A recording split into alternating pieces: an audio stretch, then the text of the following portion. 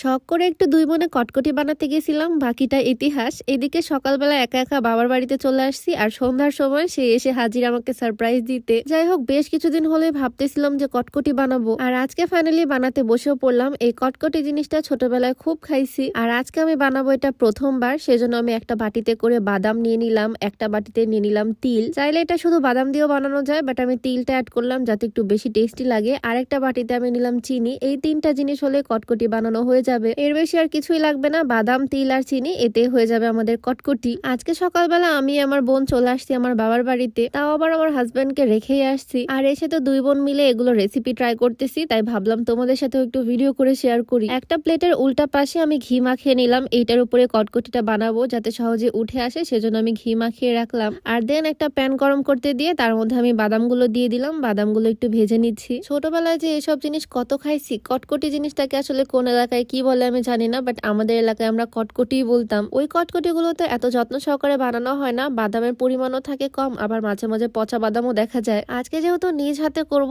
একদম বাদাম তিল বেশি বেশি করে দিব, সুন্দর করে বেছে বেছে নিচ্ছি সব। বাদাম ভেজে তুলে নিয়ে আমি তিলগুলোকেও দিয়ে দিলাম একটু ভেজে নেওয়ার জন্য। আমার বোন ওইদিকে বাদামের খোসা ছাড়াচ্ছে, আর এদিকে তিলগুলোকেও ভেজে নিছি। ফার্স্ট টাইম ট্রাই করতেছি, আসলে কেমন হবে সেইটারই অপেক্ষায় আছি। তো আমাদের যা যা কাজ ছিল সবই শেষ, তিলও ভেজে নিছি, বাদামও ভেজে নিছি, এখন জাস্ট কটকটিটা বানিয়ে নিব। যাই হোক, এদিকে কটকটি বানানোর জন্য আমি প্যানের মধ্যে দিয়ে দিলাম চিনি। একদম লো হিটে আমি চিনিগুলোকে গলিয়ে নিব, মানে একদম ক্যারামেল বানিয়ে নিব। খুবই এক্সাইটেড ছিলাম আমি, আসলে এটা বানাতে পারবো কিনা বা কেমন হবে আমার বানানো কটকটি। চিনিগুলো প্রায় গলেই আসতেছে, আর তার মধ্যে আমি একটু পাকনামি করছি, যেটা হচ্ছে এইটার মধ্যে আমি আরো কিছু চিনি অ্যাড করে ফেলছি। চিনি আর বেশি অ্যাড করার কোনো দরকারই ছিল না, আমি যেটুকু চিনি অ্যাড করছিলাম ওইটাই এনাফ ছিল। যাই হোক, চিনিগুলোকে সুন্দর করে গলে নিলাম, আর তার মধ্যে আবার বোন ঢেলে দিল সেই ভেজে রাখা বাদামগুলো, ভেজে ছিলে রাখা হয়েছে সেই বাদামগুলো দিয়ে দিল। তারপর আমি দিয়ে দিলাম তিলগুলো। এই তো আমার কাজ শেষ, এখন একসাথে নেড়ে চেড়ে নামিয়ে নিব, তাহলে হয়ে যাবে। জাস্ট মিক্স হলে আমি নামিয়ে নিব, কারণ বেশিক্ষণ চুলায় রাখলে আবার এটা পুড়ে যেতে পারে। প্লেটের পেছনে ঘি মাখিয়ে রাখছিলাম, এখানে আমি সুন্দর করে ঢেলে দিলাম, কিন্তু এখানে বেজে গেল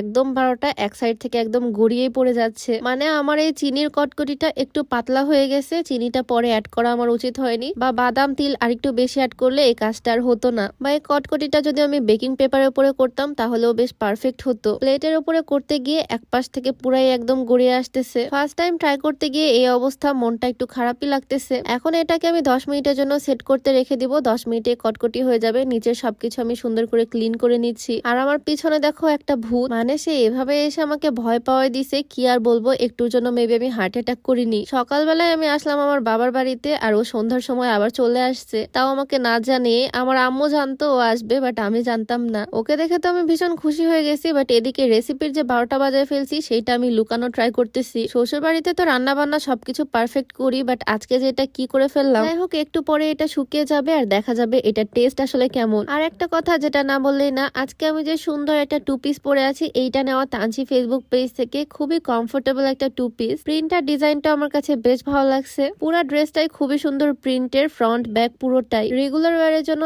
একদম পারফেক্ট। খুবই কমফোর্টেবল এই ড্রেসগুলো। তানসি ফেসবুক পেজটা আমার ডেসক্রিপশনে মেনশন করে দেওয়া থাকবে। আরো অনেক সুন্দর সুন্দর প্রিন্টের ডিজাইনের কোড সেট তাদের পেজ থেকে পাবা। পেজটা আমার ডেসক্রিপশনে মেনশন করে দেওয়া থাকবে। যাই হোক, এদিকে আমাদের কটকটিও একদম শুকিয়ে গেছে 5-7 মিনিটে। আমার হাজবেন্ড তো চলে আসছে এটা খাওয়ার জন্য। যেদিক থেকে পড়ছে সেদিক থেকে খুঁটে খুঁটে খাচ্ছে। ওর খাওয়া দেখে তো মনে হচ্ছে এটা মেবি অনেক টেস্টি হয়েছে, যেভাবে ছিঁড়ে ছিঁড়ে খাচ্ছে। জিনিসটা কিন্তু বানানো আমার কাছে ভীষণ ইজি মনে হয়েছে। আমি ছুরি দিয়ে কটকটিটা এক এক করে উঠাচ্ছি, আর যখন আমি এক সাইড থেকে উঠানো শুরু করলাম তখন আমার কাছে বেশ ভালো লাগলো। দেখো, দেখতে একদম কেনাগুলোর মতোই লাগতেছে। আমি একটু টেস্ট করেও দেখলাম, টেস্টও বেশ ভালো। কেনাগুলোর থেকে আরো বেশি টেস্টি হয়েছে। আমারটা একটু পাতলা হয়েছিল, যার কারণে এক সাইড থেকে একটু পড়ে গেছে। চিনির পরিমাণটা আর একটু কম দিলে এই জিনিসটা পারফেক্ট হতো। তবে টেস্টের বিষয়ে যদি বলি, টেস্ট আমার কাছে খুবই ভালো লাগছে। সবাই মিলেই মজা করে খাচ্ছি। এই যে লাস্টে এই কয়েকটা কটকটি আমি তুলতে পারছি। কিছু কিছু টুকরা একদম ছোট ছোট হয়েছে, বাট দেখতেও কিন্তু বেশ ভালোই লাগতেছে, আর খেতেও অনেক টেস্টি হয়েছে। চাইলে বাসায় ট্রাই করে দেখতে পারো। তো আজকে ভিডিওটা এখানে শেষ করছি। সবাই ভালো থাকো, দেখা যাবে নতুন কোনো ভিডিওতে। সবাইকে আল্লাহ হাফেজ।